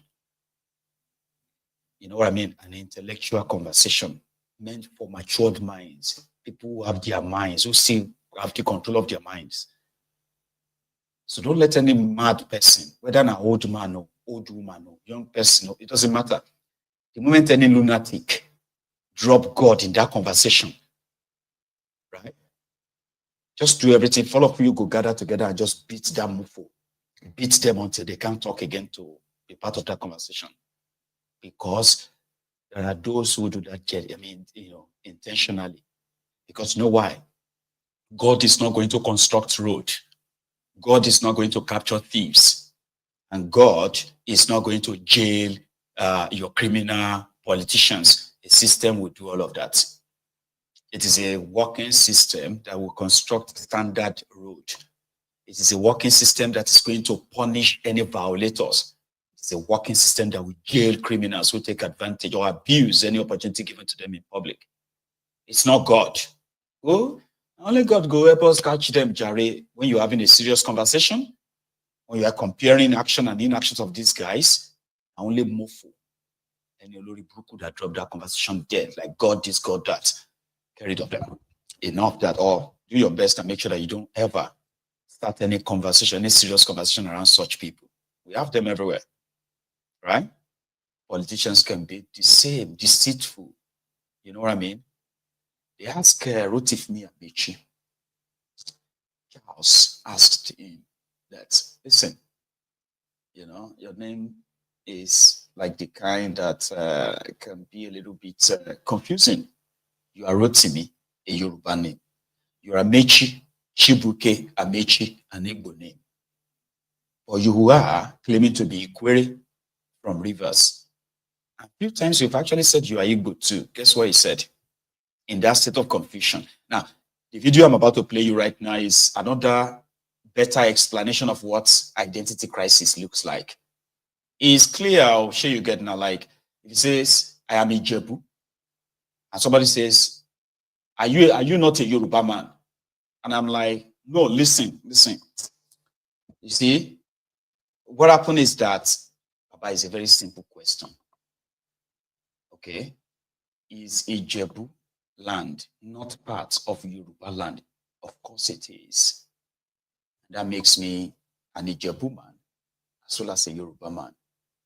But because of the identity crisis created by this fake contraption hijackers way back, and they have, they have somehow, right, succeeded in inculcating it into the system that people will rather tell you that they are Ijebu or they are Egba, they are not Yoruba. So some of you who don't understand the damages that not having a closure on the old genocidal war in Nigeria, that these guys continue to gloss over it while everybody is trying to tell his own truth, avoiding the real truth. Identity crisis. A former Speaker of House of Assembly, a former state governor, a former federal minister couldn't even answer straight if he queries have any connection with the Igbos. But guess what he said? I only use Igbo for political leverage.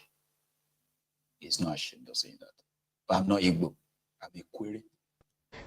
Finally, which ethnic group do you belong to? I'm an Ikwerre man. What does that mean? I mean, there are people who say, that if you talk to some Ikwere people, they'll say they are Igbo. If you talk to others, like here some with you, they'll say they are not. Whether you're and Igbo, at different times Charles, you have said you're Igbo, and Charles, other times you said you're don't not. bring that controversy. Don't bring that controversy. I don't know why you want to go into that controversy. Well, because it's interesting to know what your position is on No, it's not. Why is it not? Okay. You are first and foremost an Ikwere man before you can be an Igbo man. So if you ask an Ikwere man, who are you? You say, I'm an Ikwere man. So what you can say is an Ikwere man and Igbo man. There are those who have divergent views. Majorities will say no. In all honesty, majority will say no. There is a very tiny minority which includes me. And why do I take that position? It's political. And when I say political, it's not to win the votes of the Igbos. I didn't like the way the Igbos were being treated at a particular point in time. In protest against that treatment against the Igbos, I began to wear, what's it called? The tiger head. Their traditional clothes with the red cap. In protest, asking Nigeria to address their problem. Again, I made it public that I'm an Igbo man. In protest. It doesn't but not in fact. It doesn't make me... You get that? That is what millions are suffering from. Rothiefmi Amaechi was asked if he's Igbo, and he said, don't bring that controversy, please. Why is it controversial? Then he went on to say, some Ikweres. No, he first said there are divergent views on that topic. Are the Ikweres Igbos, or are they not? But when he first started, he said, I am an Ikwere first, before I am Igbo. Then he went on to be like, you know what? That's what identity crisis means. He went on to say, okay, yeah, a tiny section, a tiny of us, Ikweres believe that we are Igbos. But others don't believe that they are Igbos. Why? Because after the genocidal war, being seen or identified as an Igbo is like, it's like a stigma. But it's not obvious. When I say a stigma, I'm talking about institutionalized profiling. Within their rank and file, the Igbos must be exterminated. And if they can't be exterminated, they must be decimated so well enough that they would never have the audacity to say they want to have Biafra again. That was the intention. And that was why the terror unleashed on the eastern part of Nigeria, including this Niger Delta part of Nigeria today, which happened to be majorly part of the old eastern Nigeria. The horror that were unleashed on them, most of this horror happened after the supposed liberation of their towns. There were criminal Biafran soldiers that committed all kinds of crimes like, robbery, rape, this and that. You get villages, communities ransacked while they are pushing back. But you can't really compare the horror that Nigerian troops committed on the supposed liberated area. So this horror, the news of this horror spread so fast that people started denying that they were Igbos. You get what I mean? Like, they had to deny it. They had to deny everything that connects them to Igbo. They say, no, we are not. It got so bad that some of them were changing their names. Igbo names were changing them. So it's better to say, no, I am Ikwere. I'm not Igbo. I'm Ikwere. But what's your name? Just give them one funny one. It didn't really save them, but it took them a long time to finally feel like they won't be treated the way the mainstream Igbos will be treated in Nigeria. So to them, it is actually like a survivor, kind of like a survival, hang on, how should I describe that? Like a survivor instinct to say, oh, we need to distance ourselves. We cannot identify as that. But he said he's doing it in protest. I'm doing it because I don't like the way Igbos are treated. There are many like that. They have benefited. They have actually broken into the mainstream political circle of that contraption. But they still carry that tag. You know what I mean? They still carry that tag where people are still going to say, you are Igbo, Joe. You are all Igbos. They say, no, I'm not. Listen. What? Explaining. I'm a Yoruba man. And I'm very proud to be a Yoruba man. Everybody should be proud of who they are. Because if you understand what it means, to have a Biafra nation, Yoruba nation, these are conglomeration of tribes. But simply because we share similar language, culture, tradition, trade, even borders, living in proximity to one another, trading with one another. We have our differences, of course, but still, that makes us a whole nation. And that it won't take away your identity. Like I said, I am an Ijebu man. If Yoruba nation happened tomorrow, Ijebu will still be Ijebu. Egba will be Egba. You know what I mean now? Yewa will be Yewa. Oyo will be Oyo. Oshun will be Oshun. And everybody will still continue to hold their ancestral land. And this time, duly recognized and identified as part of a nation. So you get what I mean?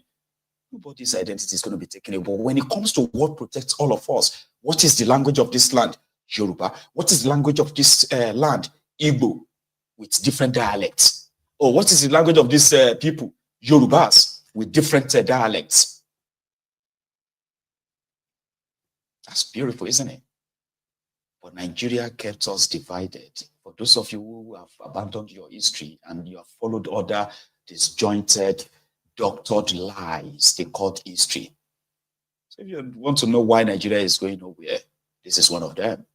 Because we are all living a lie. I think there is going to be an end date to that. It's just a matter of time. Yeah? Grant. Now, let's now leave that. Here is what somebody had to say about the coalition talk to him. His name is Umoru. And he is a member of Northern Democratic. Don't ask me for the rest, all right? But what he's saying, I am more interested in the message than the messenger, right? They want to save you from thiefnubu in 2027. They better launch a new party. His own opinion, rather than go to whether PDP, SDP, ADC, or Labour Party. But guess what? Don't tell anyone. I dropped somewhere where they said your 2027 now is going to be for coalition. It's going to be it's going to be a joint ticket between Rothiefmi Amaechi and El Rufai. They are looking beyond Obi now. Thought I should tell you. For his own view. I think the coalition will stand. At the formative stage, usually you have these hiccups, but over time, they will shape up. And basically, the coalition is in place, but it's just divided on the basis of ideology. Well, when I say ideology, I mean approach, how to approach the politics.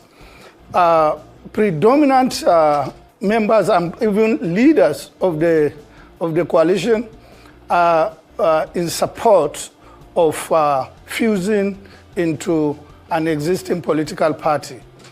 And another group, which I belong, are in support of registering a whole new political party. This is actually where things stand. And I don't know what the ultimate decision will be by the leaders and key stakeholders and movers of the coalition. But we insist from our side that our approach of establishing a new political party by the coalition, the entire coalition, is the best way to approach this transitional politics, and it is, for me, almost certain of victory. So why not if we look at the statistics, you will see that nearly less than 38%, they say, I think, voted the president who is in power. And less than 38% of the Nigerian registered voters actually went to the polls itself. So it means that the vast majority of those that are interested in shaping their political life by going to register. You don't go and register. Registration in Nigeria to vote is not compulsory. So when you have over 90 million people to voluntarily go and do the registration. So that one is trying to do a math. That's something I kind of find funny. And I'll tell you, there are people who are so brilliant, so bright, that they can, work with numbers to provide solutions to issues. I've seen people like that. Just give them the right data. Give them some time. They will come back with a workable plan, workable solution based on the data you have provided. And they will do it in such a way that, averagely, right? Even if your data is not accurate, their solution will be so, fitting that you can still achieve 50% average of what you intend to achieve. There are smart people, you know what I mean, like that. Sometimes they will sit down, they will be like, you know what? Let me tell you something. You see, in the Northeast, right? There are this kind of people, the way they vote like, if you go to the Northwest, Northwest is, Sokoto, if you go to Northeast, those ones are like smart people. They claim to be very smart. So they will analyze, they will tell you, how you can possibly dislodge, the corrupted rogues, but no, you can't. Because we're talking about Nigeria. For once, please, stop trying to use template of anywhere in the world to provide solution to the challenges in Nigeria. Right? Because most part of the world who are today, for a very long time, so who are today dealing with today's problem, if you come to think of it, the rest of the world, they are dealing with today and tomorrow's problem.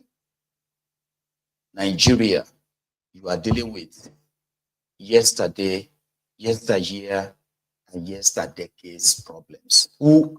Problems that are also man-made problems. Today, your criminal politicians are still campaigning about, we'll build road, we'll build school, we'll give you job, we'll give you food, and all of that stuff. The rest of the world, they have moved on. So if you now sit back to say you want to provide solution about this contraption, you are always going to be wrong.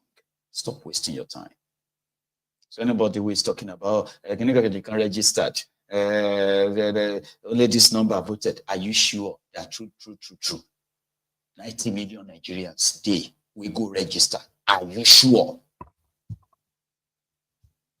Do you have evidence? Do you have proof that 90 million or 93 million Nigerians, true, they get 93 million Nigerians where they like this, so register to vote in Nigeria? Do you believe that?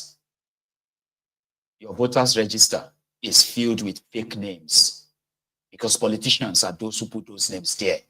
Those voters cards are not they are not existing. I mean, so those people in those voters, they are not existing.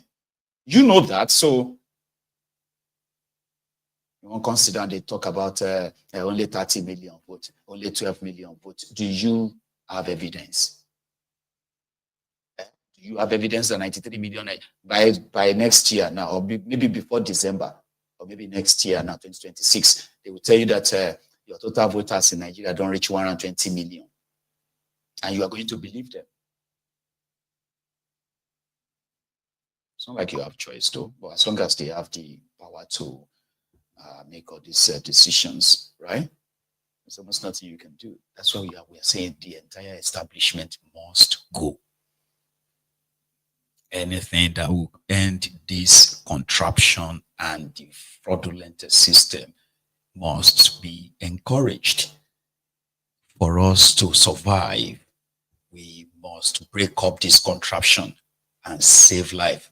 Break it up and save lives. But until then, everybody just deceive themselves. They go, oh yeah, they drop grammar and all of that. They big English to explain to us how Nigeria will get out of the woods. I've heard a lot. Trust me. And we'll stop in Lagos, okay? Here is Lagos Badagry Expressway. A part of, I don't know, it's not everything, but a part of it, where Wahabi, Willie and their team, they are clearing the main road again. Filled with trash. Watch this.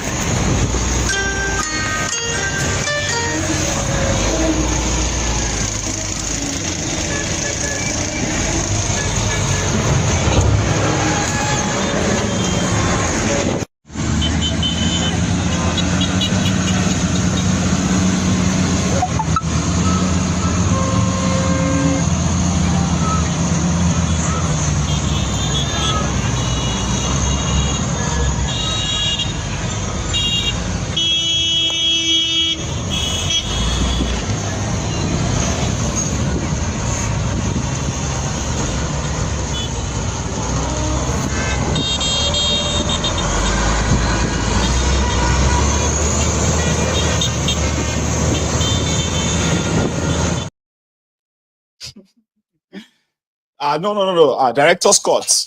You know, I always give him his credit, okay?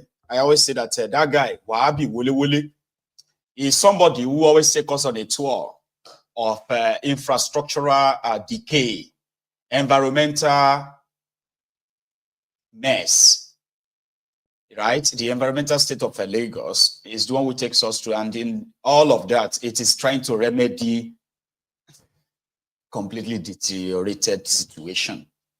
But the question is, you have local government, you have SCDAs, you have state governor, you have federal. That road, though, they have been constructing that road, ladies and gentlemen, I think since Obasanjo's time, it's over 22 years they have been constructing that road. It's uncompleted, Lagos Badagry Expressway, right?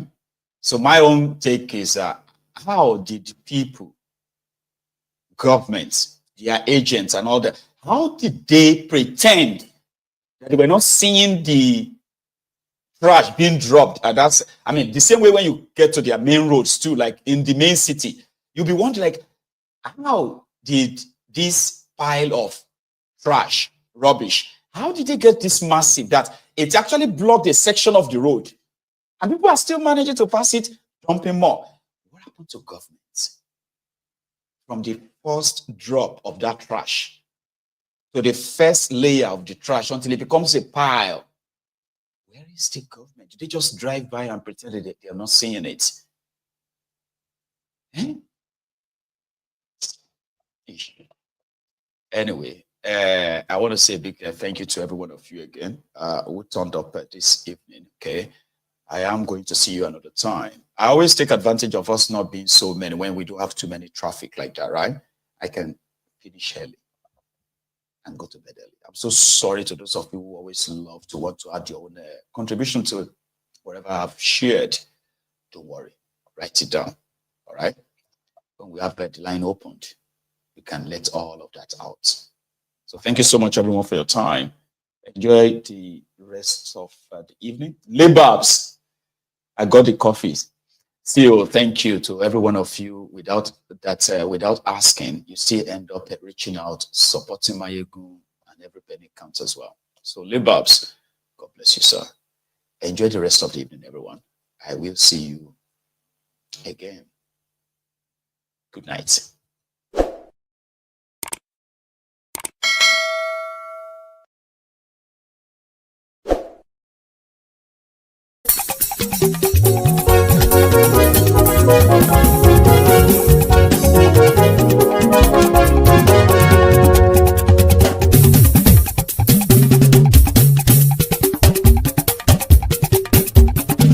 Mayegun làwa mọ̀ làmọ̀ tó dòdòdò.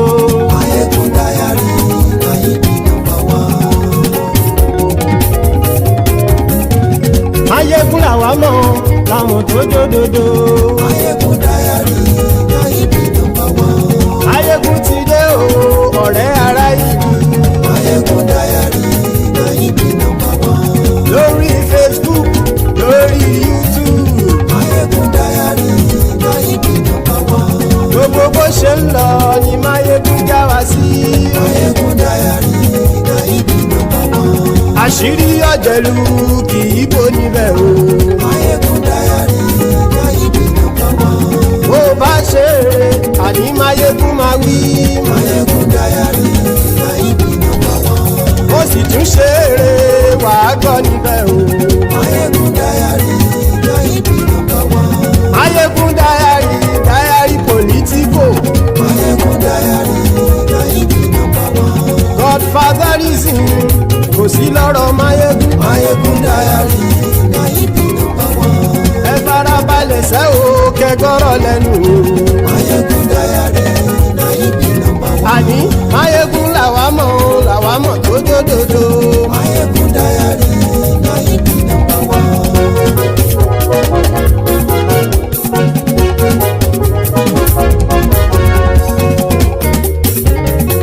Àní ẹ̀sùn rákì. Mayegun ti dé. Mayegun ti dé. Ọ̀jẹ̀lú ẹ̀sùn rákì. Mayegun ti dé. Àní ẹ̀sùn rákì. Mayegun ti dé. Lórí Facebook. Mayegun ti dé. Àní ẹ̀sùn rákì. Mayegun ti dé. Lórí YouTube. Mayegun ti dé. Àní ẹ̀sùn rákì. Mayegun ti dé. Bọ́ba bá gbé wúrẹ́. Àní ẹ̀sùn rákì. Mayegun ti dé. Ijó ìgbádìyẹ. Mayegun máa wí. Àní ẹ̀sùn rákì. Mayegun ti dé. Pẹ̀sìdó bá rúfin o. Mayegun máa wí. Àní ẹ̀sùn rákì. Mayegun ti dé. Kí gómìnà gbówó jẹ. Mayegun máa wí. Àní ẹ̀sùn rákì. Mayegun ti dé. Ọlọ́pàá ti ń darí bá. Mayegun máa wí. Àní ẹ̀sùn rákì. Mayegun ti dé. Aṣòfin tí ń rúfin o. Mayegun máa wí. Àní ẹ̀sùn rákì. Mayegun ti dé. Òpùrọ́ olóṣèlú. Mayegun máa wí. Àní ẹ̀sùn rákì. Mayegun ti dé. Ọ̀jẹ̀lú ẹ̀sùn rákì. Mayegun ti dé. Àní ẹ̀sùn rákì. Mayegun ti dé.